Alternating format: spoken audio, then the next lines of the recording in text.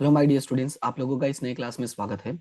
आज की हम अपनी इस नए क्लास में हम एक नया टॉपिक शुरू करने वाले हैं। वैसे तो आपको स्क्रीन पे टॉपिक दिख रहा होगा। टॉपिक का नाम क्या दिख रहा है कि जब्त हुए शेयर पुनः प्रकाशित करने के संदर्भ में। इसके पहले वाली क्लास में मैंने आप लोगों को समझाया था कि जब हम शेयर जब्त करते हैं तो जब्ती के समय रोजनामचा कैसे बनता है, लेकिन वो टॉपिक आधा था। क्यों आधा था? क्योंकि हम लोग क्या करते हैं, जब्त करते हैं, उन जब्त हुए शेयर को हम क्या करते हैं, पुनः प्रकाशित करते हैं। तो कहने का मेरा मतलब ये है कि वो टॉपिक आधा अधूरा क्यों था, क्योंकि जब्त हुए शेयर जब तक हम पुनः प्रकाशित नहीं करते हैं हमारा काम खत्म नहीं होता है। यानी आज की क्लास में मैं आपको सबसे पहले ये समझाऊंगा कि जब हम कोई शेयर जब्त किए होते हैं और उन्हें पुनः प्रकाशित करते हैं तो उस समय रोजनामचा क्या बनता है। दूसरा पॉइंट मैं आपको ये बताऊंगा कि जब्त करने के बाद पुनः प्रकाशित के समय रोजनामचा कैसे बनता है। साथ ही साथ मैं आपको एक क्वेश्चन सॉल्व करवाने वाला हूं, जो है बेसिकली आपका क्वेश्चन नंबर 12। मार्च 2018 में ये क्वेश्चन पूछा गया है। इसमें लगभग 3 छोटे छोटे क्वेश्चंस है और तीनों ही क्वेश्चंस मैं आपको समझाऊंगा। यानी ये क्लास जो है वो थोड़ा सा लेंदी होने वाला है, थोड़ा सा ज्यादा टाइम का होगा, लेकिन उससे कोई मतलब नहीं है। आपको क्या है, जो कंटेंट है, जो जो आपका टॉपिक है वो पूरा मैं इस वीडियो में खत्म कर दूंगा। यानी 2 ही वीडियो में आपका जप्ती से रिलेटेड जितने भी पॉइंट है वो सारे कवर कर दूंगा। फर्स्ट वाले में जो था वो ऑलरेडी हो चुका है। आज की है दूसरी क्लास है। तो स्टार्ट करते हैं और समझते हैं, उसके बाद बाकी चीजें हम देखेंगे यहां से। सबसे पहले मैं आपको पुराने टॉपिक का थोड़ा सा रिवाइज करवा देता हूं। थोड़ा सा रिवीजन क्या है कि उसमें मैंने आपसे क्या कहा था। मैंने ये कहा था कि हमें 3 बातें याद रखनी है। 3 बातें क्या याद रखनी है? पहली बात याद ये रखनी है, मैं आपको दिखा देता हूं जिससे आपको याद रहेगा। मैंने कहा था पहली बात आपको ये याद रखनी है कि शेयर पूंजी हमेशा क्या होता है, उधार होता है। मैंने कहा था दूसरी बात ये याद रखनी है कि जप्ती हमेशा जमा होगा। फिर मैंने कहा था तीसरी बात ये याद रखनी है कि जो पैसा नहीं मिला वो भी क्या होता है, जमा होता है। देखो यहाँ पे मैंने लिखा हुआ था, ये देखो, जो नहीं भरा है उनको भी क्या करना है, जमा। ये हमारा तीसरा मुद्दा था। ठीक है, तो अगर आपने पिछली क्लास नहीं देखी है तो उस क्लास को जरूर देखना, क्योंकि इस क्लास में मैंने काफी डिटेल में डिस्क्राइब किया था टॉपिक को। तो इस क्लास को देख लेना ताकि क्या हो, आज का टॉपिक आपको थोड़ा आसानी से समझ में आए। अब हमें क्या करना है, हमने शेयर जब्त कर लिया है, तो शेयर जब्त करने के बाद उस शेयर को हमें क्या करना है, प्रकाशित करना है। तो जब हम पुनः प्रकाशित करते हैं, ध्यान से सुनना, जब हम कोई शेयर पुनः प्रकाशित करते हैं तो पुनः प्रकाशित बेसिकली हम 3 तरीके से कर सकते हैं। एक है मूल कीमत पे पुनः प्रकाशित कर सकते हैं, एक है प्रीमियम पे प्रकाशित कर सकते हैं, और एक है बट्टे पे प्रकाशित कर सकते हैं। तो तीनों ही केस में रोजनामचा कैसे बनता है वो मैं आपको यहाँ पे समझाऊंगा। कुछ पॉइंट है, कुछ मुद्दे हैं जो मैं आपको बताऊंगा, उनको आपको स्पेशली ध्यान रखना होगा, याद रखना होगा कि कैसे क्या एंट्री होता है। तो यहाँ पे कुछ कुछ बातें हैं, मैं आपको साथ साथ बोलते जाऊंगा। पहले तो ध्यान में समझना कि जब्त हुए शेयर को हम पुनः प्रकाशित जब भी करते हैं तो सबसे पहला और सबसे बेसिक मुद्दा जो आता है वो ये है कि जब भी हम प्रकाशित करेंगे तो प्रकाशित करने से हमें क्या मिलता है, पैसा। हमें क्या मिलता है, पैसा। और हम पैसे को किस नाम से लिखते हैं इस चैप्टर में, बैंक नाम से। हमने देखा है कि सारे पैसे सीधा बैंक में जाते हैं। तो देखोगे तीनों ही केस में बैंक खाते उधार, बैंक खाते उधार और बैंक खाते उधार हुआ है। यानी आपको पहली ये बात याद रखनी है कि जब भी शेयर पुनः प्रकाशित किया जाता है, मैंने क्या कहा कि जब भी शेयर पुनः प्रकाशित किया जाता है तो पुनः प्रकाशित के समय बैंक खाता हमेशा उधार होता है। ये हो गया आपका पहला पॉइंट।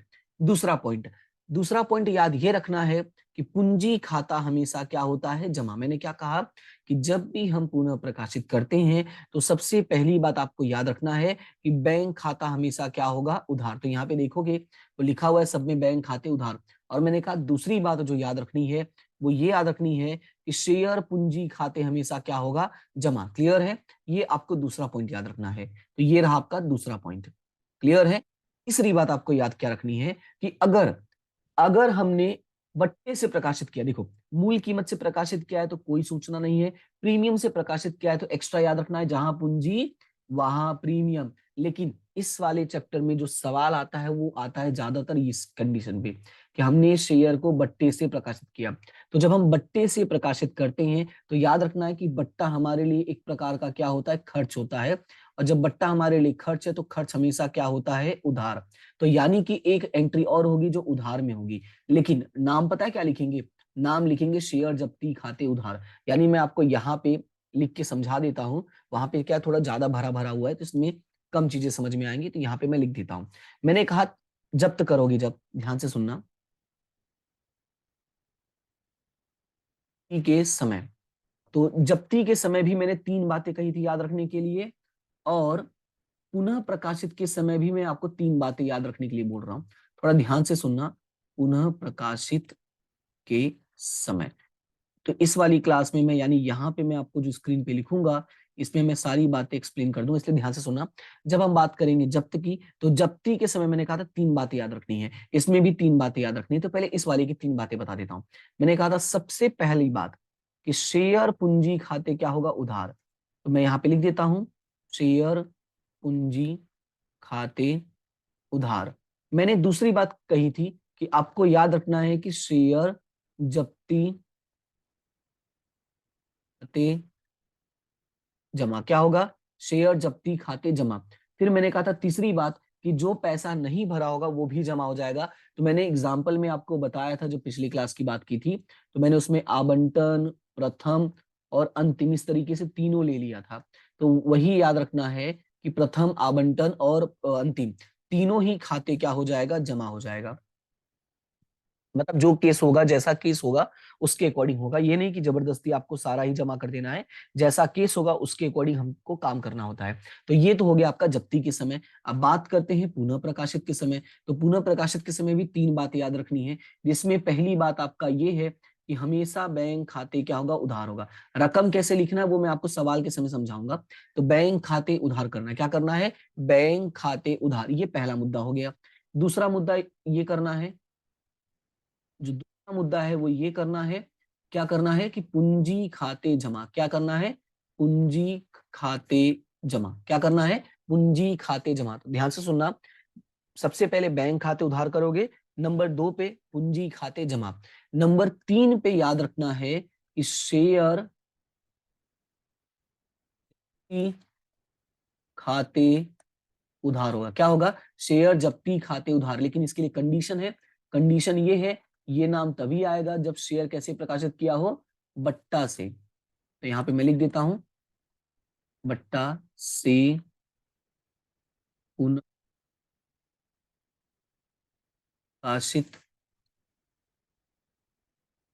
क्या हो।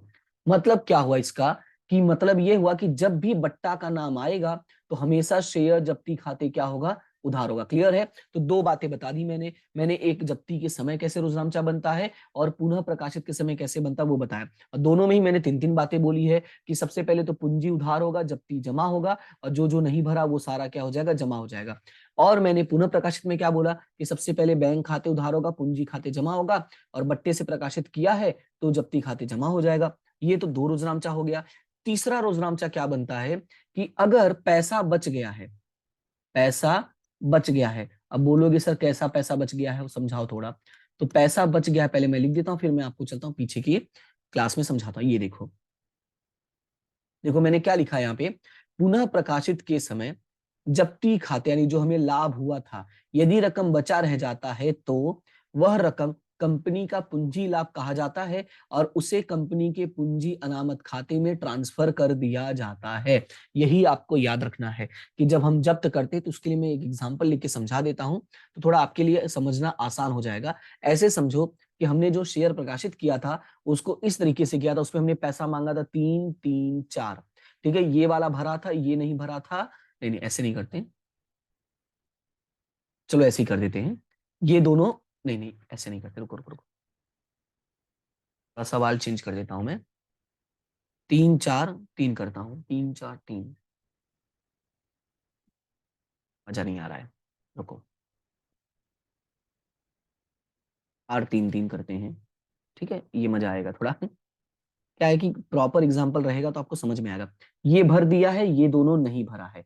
ये दोनों क्या है, ये एक है आवंटन और एक है प्रथम मांग। ध्यान से सुनना, मैंने क्या कहा, सबसे पहले पूंजी उधार होगा, 4 3 7 3 10, कितना रुपए से है, 10 रुपए से है, मान लेते हैं 1000 शेयर है। तो यहाँ पे मैंने कहा पूंजी खाते उधार, तो कितने से कर दोगे, 1000 × 10, पहला मुद्दा। फिर मैंने कहा जब्ती खाते जमा होगा, तो जब्ती में क्या जाता है, जितना पैसा भरा, क्या, जितना भरा। अगर ये नहीं पता चलता है कैसे करना है तो दूसरा तरीका बता देता हूं। पहले क्या करना, रोजनामचा लिख लेना, पूंजी उधार जब्ती जमा आवंटन जमा, और यहाँ पे प्रथम ही जमा हो जाएगा, क्योंकि 2 नाम आए ना इसलिए 2 लिख देते हैं, ठीक है। आवंटन में कितना रुपए है, 3 रुपए, यानी 1000 × 3। ध्यान से सुनना, 1003। और प्रथम में कितना है, उसमें भी 1000 × 3। ठीक है। अब जप्ती में कितना जाएगा, देखो 10 रुपए था, 3 3 6 इधर हो गया, तो इधर कितना बचेगा, 4 बचेगा। तो 1000 × 4। और अब ऐसे भी देखोगे तो यहाँ पे सवाल में साफ साफ दिख रहा है कि 4 रुपए भरा हुआ है। क्लियर है, ये तो हो गया था जब्त का। अब हमने क्या किया, इसको पुनः प्रकाशित किया। हमने क्या किया, इसको पुनः प्रकाशित। और जो पुनः प्रकाशित किया है वो हमने किया है @8 रुपीज, यानी 8 रुपए की दर से। तो मैंने इसका कैसे रोजनामचा बताया, मैंने कहा सबसे पहले क्या कर दोगे, सबसे पहले लिख दोगे बैंक खाते उधार और पूंजी खाते जमा। तो बैंक में कितने से प्रकाशित किए, 8 रुपए की। तो यहां लिखेंगे 1000 × 8 रुपए। क्या लिखेंगे, 1000 × 8 रुपए। दूसरा, पूंजी खाते जमा। तो पूंजी के लिए मैं आपको एक बात बता देता हूं, जितना पूंजी उधार होगा उतने ही पूंजी क्या होगा, जमा। याद रखना है कि जितना पूंजी उधार होगा उतने ही पूंजी क्या होगा, जमा होगा। यानी कि यहां पर भी 1000 × 10 लिख देंगे। कितना लिख देंगे, 1000 × 10। क्लियर हुआ इतना। दूसरी बात, मतलब हो गई, सॉरी, तीसरी बात आ जाती शेयर जप्ती खाते उधार। तो मैंने क्या कहा था, जप्ती का मतलब बट्टा से जब प्रकाशित करते हैं तो वो। तो यहाँ पे शेयर हमारा असली में कितने रुपए का था, तो शेयर हमारा असली में था, यहाँ पे मैं लिख देता हूँ पेन से, 10 रुपए में ही था, क्योंकि हमने 10 ही रुपए मंगवाया था। पर हमने पुनः प्रकाशित कितने में किया, 8 में। तो बट्टा कितना हो गया, तो जो बट्टा हुआ वो हुआ 2 रुपए। तो बट्टे में कितना जाएगा, 2 रुपए। कैसे लिखेंगे वो देखो, तो यहाँ लिख देंगे 1000 × 2। क्या लिख देंगे, 1000 × 2। क्लियर हुआ इतना। अब फिर मैंने कहा कि जब पैसा बच गया है, कहाँ पैसा बच गया है, तो यहाँ पे लिख देता हूं जप्ती में।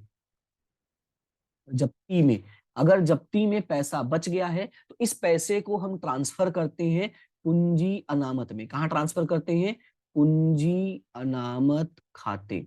अब सवाल है सर इसका रोजनामचा क्या बनेगा, या ये होता क्या है। तो पूंजी अनामत का मतलब वो रकम होता है कि जब आपको कंपनी को, आपकी जो कंपनी है उस कंपनी को पूरी तरीके से फायदा हो जाए, और वो फायदा पूंजी लाभ का हो, यानी पूंजी वाली काम का हो, तो वो उसको हम लिख देते हैं पूंजी अनामत खाते। अब इसका रोजनामचा क्या बनता है, तो वो भी मैं लिख देता हूं। इसका जो रोजनामचा बनेगा वो ये बनेगा कि जप्ती खाते उधार। क्या बनेगा, शेयर जप्ती खाते उधार और पूंजी नामत खाते जमा। क्या बनेगा, पूंजी, अरे सॉरी, जप्ती खाते उधार और पूंजी अनामत खाते जमा। अब इसका रकम कैसे लिखोगे, मेन वही समझाना था, इसलिए एग्जांपल इतना लिया। नहीं तो मैं बिना एग्जांपल के भी आपको थियोरी करवा देता पीछे, और आपको समझ में आ जाता जो यहाँ पे है, देखो। लेकिन मैंने जानबूझ के लिया ताकि मैं आपको समझा सकूं। अब ये पूरा कहानी जो है ना, उसी में सब कवर हो जाएगा, इसलिए आपको ये कहानी याद नहीं रखना है। अब सीधा में सवाल करेंगे, लेकिन ये वाला पहले कंप्लीट कर दूं मैं। तो इसमें कैसे लिखोगे, पहले तो कितना शेयर प्रकाशित किया वो लिखो। हमने कितना शेयर प्रकाशित किया, 1000 शेयर। गुड़े, याद रखना, गुड़े। गुड़े में हम क्या करेंगे, सबसे पहले हम जो जप्ती के समय रकम लिखा था वो लिखे, नहीं जप्ती के समय कितना था, 4 रुपए। तो मैं यहां लिख दूंगा 4 रुपए।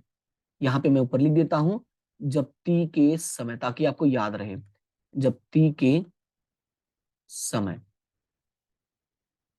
माइनस, बाद लिखेंगे माइनस।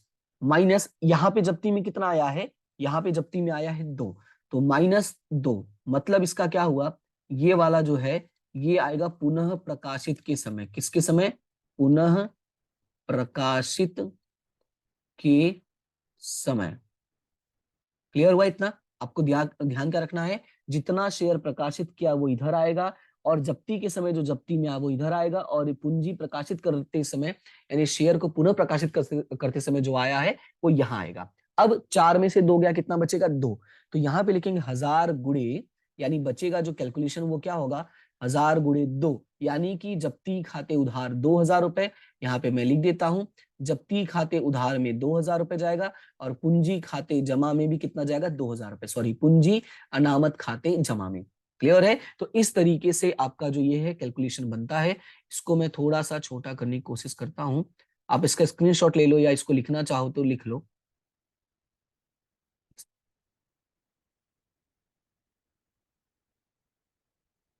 ये बड़ा हो गया, रुको। ठीक है, नहीं है क्या छोटा करने का, रुको। ये है यार, ऊपर ही था, मैं देख ही नहीं पा रहा हूँ।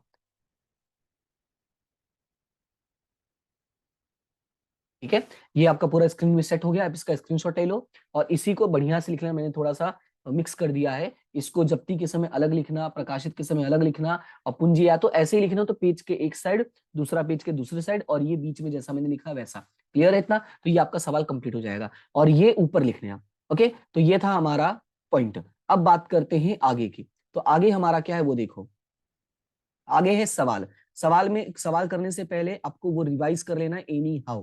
ठीक है, रिवाइज कर लोगे तो आपको चीजें समझ में आ जाएंगी। और एक मुद्दा और बता देता हूं जो आपको एमसीक्यू में पूछा जाता है, और उसको मैंने नोट्स बना के ऑलरेडी लिख दिया है ताकि दिक्कत ना हो।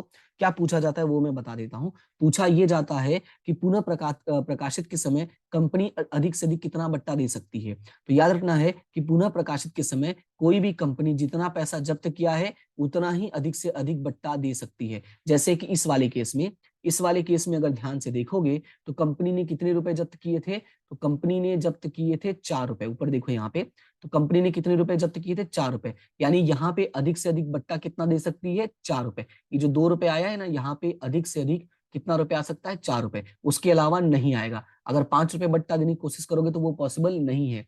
तो ये आपको याद रखना है कि कंपनी अधिनियम के अनुसार पुनः प्रकाशित करते समय कंपनी अधिक से अधिक कितना बट्टा दे सकती है, जितना उसने जब्त किया होगा उतना ही।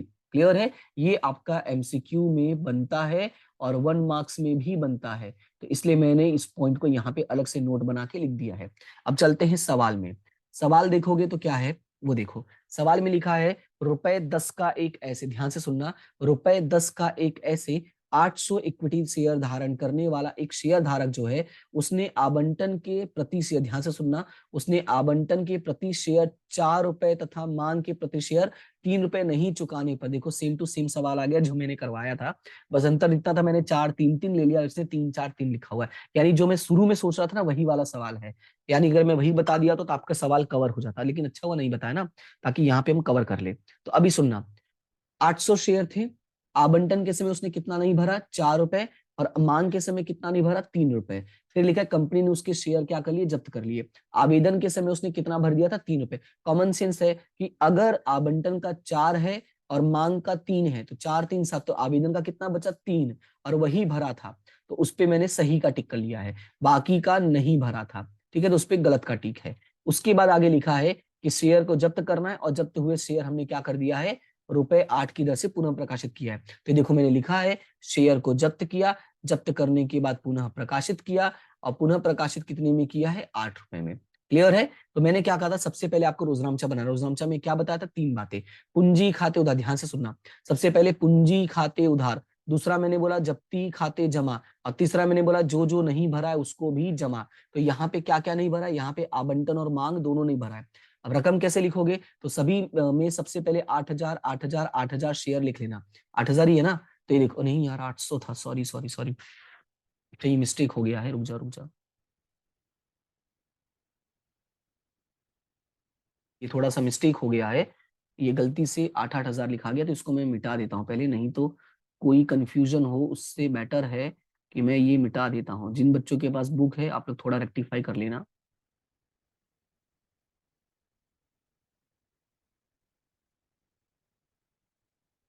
वैसे देखोगे तो बाहर कैलकुलेशन सही है, यहाँ पे एक एक जीरो बढ़ गया है, इस वाले में देखो कैलकुलेशन सही है। चलो कोई बात नहीं है, मैं इन चीजों को आपको समझा दे रहा हूँ, सुनना ध्यान से।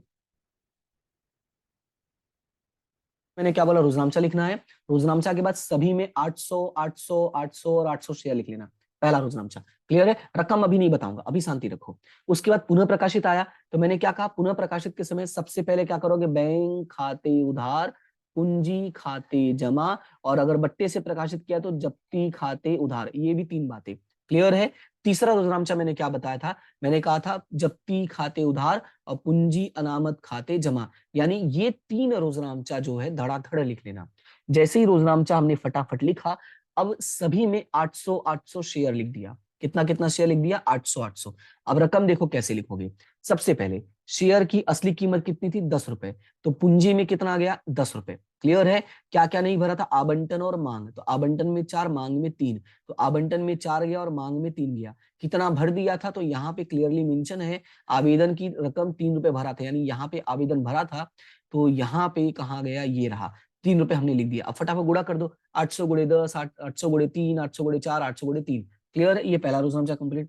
दूसरे में मैंने क्या कहा, पुनः प्रकाशित कितने में किया है, 8 रुपए में किया है, तो बैंक वाले में देखो 8 रुपए गया, और पूंजी में तो 10 ही गया, क्योंकि मैंने अभी क्या बताया, जितना पूंजी उधार होगा उतने ही पूंजी क्या होगा, जमा। तो 800 गुणे 10, तो यहाँ पे भी 800 गुणे 10, तो बट्टा कितना हो गया, 2 रुपए हो गया। ये कॉमन सेंस है, 10 रुपए का शेयर है, 2 में और 8 में प्रकाशित किया, तो बट्टा कितना होगा, 10 रुपए। क्लियर है, तो ये भी आपका डन। तीसरा मैंने क्या बताया, तीसरा मैंने बताया सबसे पहले याद रखना है, सबसे पहले याद रखना है कि जितना पुनः प्रकाशित किया है वो शेयर यहाँ पे लिख दो। दूसरा, उसके बाद जप्ती वाला का पैसा यहाँ लिखो, पुनः प्रकाशित वाले का यहाँ लिखो। तो 3 में से 2 गया तो कितना बचेगा, 1, यानी 800 गुणे 1 करोगे तो कितना आ जाएगा, 800 रुपये आ जाएगा।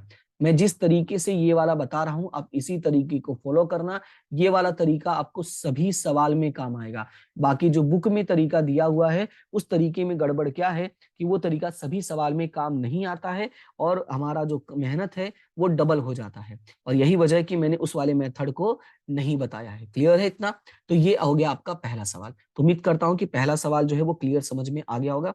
कोई भी डाउट, कोई भी समस्या, कोई भी प्रॉब्लम रह जाती है तो आप कमेंट करके जरूर बता देना, ताकि उसका मैं सुधार कर सकूं। ठीक है, अब बात करते हैं दूसरे सवाल की। तो दूसरा सवाल देखो क्या है, कि कंपनी लिमिटेड ने सुनील के प्रत्येक 10 रुपए के 600 शेयर जब्त किए थे। शेयर कितने थे, 600, रुपए कितना, रुपए कितना था, 10। फिर लिखा है सुनील ने आवेदन और आवंटन पेटे प्रति शेयर 5 भरे थे। अब ये नहीं बोला आवेदन में कितना था, आवंटन में कितना था, बस इतना बोला है कि आवेदन और आवंटन, ध्यान से सुनना, आवेदन और आवंटन दोनों का मिला के 5 रुपए भर दिया था। फिर आगे बोला है प्रथम मांग और दूसरे मांग के क्रमशः 3 रुपए और 2 रुपए नहीं भरे थे। क्या है, प्रथम मांग और दूसरा मांग कि क्रमशः 3 और 2 नहीं भरा था। फिर बोला है उसमें से 400 प्रति शेयर 6 के भाव से पुनः प्रकाशित, अरे 6 के भाव से मित्तल को पुनः बेचे। अब देखो ये वाला सवाल थोड़ा सा अलग आया है। इसमें देखो यहाँ पे 600 जब्त किया था, लेकिन पुनः प्रकाशित कितनी किया, 400 रुपए। तो अब ये वाले में मेरी वाली जो टेक्निक है वो आपको हेल्प करेगी। तो थोड़ा सा बढ़ते हैं और आगे देखते हैं कैसे होगा। तो यहाँ पे बोला है कि शेयर को जब्त किया और पुनः प्रकाशित कितना किया है, सिर्फ 400 शेयर किया है। कितने के भाव से, 600 के भाव से। तो मैंने क्या कहा, सबसे पहले रोजनामचा लिखोगे 3 बातें। नंबर 1, पूंजी खाते उधार। नंबर 2, जब्ती खाते जमा। नंबर 3, जो नहीं भरा वो जमा। क्या क्या नहीं भरा यहाँ पे, तो प्रथम मांग नहीं भरा है और अंतिम मांग नहीं भरा है, सॉरी दूसरा मांग, तो वो जमा कर दिया, यानी तीसरी 3 बात हो गई। फिर मैंने क्या कहा था, पुनः प्रकाशित किया, कितने के भाव से, 6 के भाव से। 6 का मतलब बट्टा से किया है। कैसे पता चला, क्योंकि शेयर की असली कीमत कितनी थी, 10 रुपए, जो हमें सवाल में साफ साफ लिखा है, रुपए 10 के एक ऐसे, राइट। तो मैंने क्या कहा था, सबसे पहले बैंक खाते उधार, फिर मैंने कहा पूंजी खाते जमा, फिर मैंने कहा बट्टे से होगा तो जब्ती खाते उधार। क्लियर है। उसके बाद जो तीसरा रुद्रांश वो तो फिक्स ही होगा, क्या, जब्ती खाते उधार, पूंजी अनामत खाते जमा, ये फिक्स है, इसलिए इसमें कुछ सोचना नहीं है। आगे बढ़ते हैं, अब रकम की बात आएगी। तो रकम में क्या करना है वो सुना। सबसे पहले जब्त कितना किया था, 600 शेयर, धड़ाधड़ सब में 600 600 600 लिख दिया। पुनः प्रकाशित कितना किया था, 400, देखो ये लिखा ना यहाँ पे, पुनः प्रकाशित किया 400, तो फटाफट पुनः प्रकाशित में 400 400 400 लिख दिया। क्लियर है। अब तीसरा वाला केस, तो तीसरा वाला जो केस है उसमें याद रखना है, जितना पुनः प्रकाशित किया हो, देखो मैंने लिख रहा है, जितना पुनः शेयर पुनः प्रकाशित किया हो उतने ही शेयर के अनुसार बची रकम को पूंजी अनामत खाते जमा किया जाता है। तो हमने पुनः प्रकाशित कितना किया है, 400, तो यहां पर भी कितना लिखना, 400। इस तरीके से शेयर की संख्या सभी में लिख देना है। क्लियर है। अब रकम लिखेंगे, तो रकम कैसे लिखोगे वो देखो। सबसे पहले पूंजी में 10 जाएगा, प्रथम मांग में 3 है, अंतिम में 2 है, अंतिम नहीं दूसरे में 2 है। ठीक है, तो यहाँ पे 3 और 2 लिख देता हूं मैं पहले, 3 और 2, तो 10 में से 3 और 2 गया, यानी 5 गया, तो बचा कितना, 5। और ऐसे नहीं समझ में आया तो दूसरा तरीका कि सवाल में साफ साफ लिख दिया कि 5 भरा था, और जो भरा था वो पैसा कहाँ चला जाएगा, जप्ती में, जो पिछले क्लास में हमने डिटेल में डिस्कस कर लिया था। तो ये 600 गुणे 10, 600 गुणे 5, 600 गुणे 3, 600 गुणे 2, फटाफट कर लेना। ये यहाँ पे इन दोनों का रकम जोड़ के लिख दिया गया है। ठीक है, रकम जोड़ के नहीं लिखना है आपको, अलग से लिखना है। 6 त्रिक 1800 और 6 दूनी 1200, अब जोड़ के 3000 होता है, तो जोड़ के आपको नहीं लिखना है। उसके बाद आगे बात करते हैं, अगला है, तो अगला पुनः प्रकाशन में कितना किया था, पुनः प्रकाशन कितने में किया था, 6 में, तो यहाँ 6 रुपए आएगा, यहाँ 10 आएगा, तो डिफरेंस कितना आ गया, 4 रुपए। ये 10 कैसे आया, सेम वही बात, जितना उधार किया है उतने ही क्या होगा, जमा होगा। सॉरी ये लाइन टेढ़ा हो गया, ये थोड़ा सा नीचे।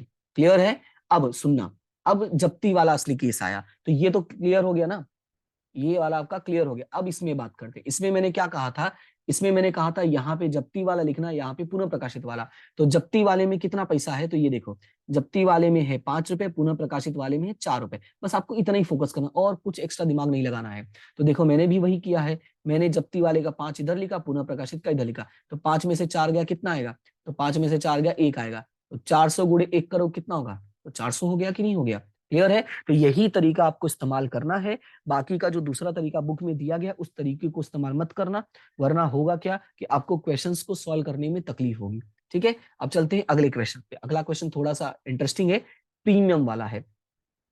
अब इसमें देखो क्या लिखा है कि ₹10 के एक ऐसे 3000 इक्विटी शेयर, ध्यान से सुनना, इतने हैं 3000 इक्विटी शेयर धारण करने वाले एक शेयर धारक ने आवेदन के समय प्रति शेयर 13 यानी 10 रुपए प्रीमियम के साथ, आवंटन के समय प्रति शेयर 13 यानी 10 रुपए प्रीमियम के साथ चुकाए थे। बड़े बड़े अक्षरों में साफ साफ लिखा चुकाए थे। और याद होगा जब मैं जप्ती वाला क्लास लिया था, नहीं पिछली क्लास, तो मैंने साफ साफ कहा था कि जब पैसे मिल गए हैं तो प्रीमियम को क्या कर देना है, इग्नोर, भूल जाना कि प्रीमियम था भी। अब आगे बढ़ते हैं। आगे लिखा हुआ है, क्या लिखा है कि जबकि मांग के प्रति शेयर 4 न चुकाने से कंपनी ने शेयर क्या कर लिए, जब्त कर लिए। और जब्त हुए शेयर कितने के भाव से, पुनः प्रकाशित के 7 के भाव से। तो पहला काम होगा आपको सवाल प्रॉपर तरीके से लिख लेना है, क्योंकि ये जब सवाल आप लिख लेते हो ना, तो आपको ये एंट्रीज करना आपके लिए आसान हो जाता है। ठीक है, तो सवाल को एक बार रिवाइज करके ये लिख लो, फिर मैं आगे समझाता हूँ। मतलब मैं तो समझा ही रहा हूँ, लेकिन आप इसको पॉज करके फटाफट ये वाला जो ड्राइंग है ये लिखने की कोशिश करो, ताकि आपको और अच्छे समझ में आए। तो ये रहा सवाल, फटाफट लिख लो, तब तक इसको पॉज कर दो। यहाँ पे देखो क्वेश्चंस को कैसे एडजस्ट करना होता है। सबसे पहले मैंने लिख दिया आवेदन, आवंटन और मांग। तो आवेदन के समय 13, आवंटन के समय 13, 13, 13 लिख दिया मैंने, और मांग के समय 4। यहाँ पे 3+10, 3+10, और ये मिल गया था तो मैंने इसके सामने सही टिक किया, ये नहीं मिला था तो कट किया। राइट, हम शेयर को क्या किया, जब्त किया, फिर हमने पुनः प्रकाशित किया, और पुनः प्रकाशित हमने कितने के भाव से किया है, 7 के भाव से। तो ये आपको याद रखना है। अब ये पैसे मिल गए हैं तो पुनः प्रकाशित को इग्नोर कर दो। ठीक है, 10 रुपए को इग्नोर कर दो। अब बात करते हैं रोजनामचा की। तो रोजनामचा जो मैंने कहा था वही सेम याद रखना है। 3 बातें, 3 बातें का मतलब, एक, कुंजी खाते उधार, नंबर 2 जप्ती खाते जमा, नंबर 3 जो नहीं मिला वो जमा, यानी मांग खाते जमा। इस वाले में देखोगे तो मांग नहीं मिला है। राइट, ये देखो यहाँ पे। उसके बाद आगा, अरे अमीन आगे, आगे वाले में क्या कहा था मैंने, पुनः प्रकाशित किया। पुनः प्रकाशित में सबसे पहले बैंक खाते उधार, पूंजी खाते जमा, और बट्टे से है तो जप्ती खाते उधार। क्लियर है इतना? फिर मैंने कहा था जो तीसरा बनता है इसका रोजनामचा तो फिक्स है कि जप्ती खाते उधार और पूंजी अनामत खाते जमा। अब ये 3 रोजनामचा जो है मैं अभी कम से कम 5 से 6 बार बोल चुका हूं, तो मैं उम्मीद करता हूं कि ये रोजनामचा आपको याद हो गया होगा, और इस रोजनामचा में कोई गलती नहीं करोगे। ये आपके बोर्ड एग्जाम में जो है 2 क्वेश्चन आते हैं, यानी 8 नंबर का आता है। 4-4 नंबर का करके 2 क्वेश्चन आएगा, या तो एक लॉन्ग क्वेश्चन आएगा जो अकेले 8 नंबर का होगा। मतलब इस तरीके से ऑप्शंस में आता है। ठीक है, तो इसको बढ़िया सॉल्व कर लेना है। अब रकम कैसे लिखोगे, वही बात आ जाती है। सब में फटाफट शेयर की संख्या लिख दो, 3000, 3000, 3000, 3000। रकम कैसे बताया था, पूंजी में, पूंजी में कितना जाएगा, पूरा का पूरा 10 रुपए। मांग के समय कितना है, 4, तो 10 में से 4 गया, कितना आया, 6 रुपए, गुणा करके लिख देना है। उसके बाद पुनः प्रकाशन कितने में गया, 7 में। पूंजी में कितना गया, 10 में, तो 7 और 10 में से 7 गया, कितना आएगा, 3 आएगा, तो यहाँ 3 आ गया। अब मैंने कहा था यहाँ पे जप्ती वाला, यहाँ पे पुनः प्रकाशित वाला। जप्ती वाला 6, पुनः प्रकाशित वाला 3, 6 में से 3 गया, कितना आएगा, 3 आएगा। तो 3000 गुणे 3 करोगे तो कितना आ जाएगा, 9000 आ जाएगा। क्लियर है? तो इस तरीके से हमारा पुनः प्रकाशित वाला जो क्वेश्चन है वो सॉल्व करना होता है। तो उम्मीद करता हूं कि ये आपको समझ में आ गया होगा। और आज की क्लास और पिछली क्लास, ये 2 क्लासों को आप ध्यान से देख लें तो आपको पुनः प्रकाशित का जो डाउट है वो क्लियर हो जाएगा। उसके बाद आपको प्रैक्टिस करना है, तो मैं आपको क्वेश्चंस बता देता हूं जो बोर्ड एग्जाम में पूछे गए क्वेश्चंस है। जिसमें है आपका क्वेश्चन नंबर 14 जो मार्च 2020 में आया था। इसके बाद आपको क्वेश्चन नंबर 15 भी सॉल्व कर लेना है, जो मार्च 22 में आया था, जुलाई 22 में आया था। अगर मान लो इन क्वेश्चंस को सॉल्व करने के बाद भी तकलीफ हो रही है, तो आप मुझे कमेंट करके बता देना, ताकि इन दोनों में से कोई एक ही क्वेश्चन, मैं पहले ही बता दे रहा हूं, 14 और 15 में से कोई एक ही क्वेश्चन में करवाऊंगा। तो जिस क्वेश्चन को वोटिंग ज्यादा मिलेगी वही क्वेश्चंस मैं सॉल्व करवा दूंगा। अब अगला जो टॉपिक होगा यानी अगली क्लास जो होगी, उस अगली क्लास में मैं आपको बता देता हूं कौन सा टॉपिक शुरू करूंगा। तो अगली क्लास में मैं आपको शुरू करूंगा, मैं तब पढ़ाऊंगा शेयर का प्रमाणसर वितरण, यानी प्रो रेटा अलॉटमेंट ऑफ शेयर्स। क्लियर है? ये हमारे चैप्टर का लास्ट टॉपिक है। जितने भी टॉपिक्स थे मैंने सारे टॉपिक्स कवर कर दिए हैं। और क्लास अगर अच्छी लगती है, वीडियो अच्छा लगता है, तो लाइक शेयर सब्सक्राइब कर देना है। ये 3 चीजें आप कभी भूलना मत, कभी भूलना मत। नहीं अच्छा लगता तो बात अलग है, अदरवाइज जरूर किया करो। सब्सक्राइब किए हो तो बोल दो सर कर दिया है ऑलरेडी, टेंशन मत लो आप। इससे क्या होगा, मुझे भी मन में लगा कि हाँ ये स्टूडेंट जेन्युइन है और ये रोज देख रहे हैं, नहीं देख रहे हैं तो एटलीस्ट क्लास देखा है आज, तो एटलीस्ट रिस्पॉन्स कर रहा है। ठीक है, तो आज के लिए इतना ही, मिलते हैं नेक्स्ट क्लास में। तब तक के लिए thank you so much and have a good day.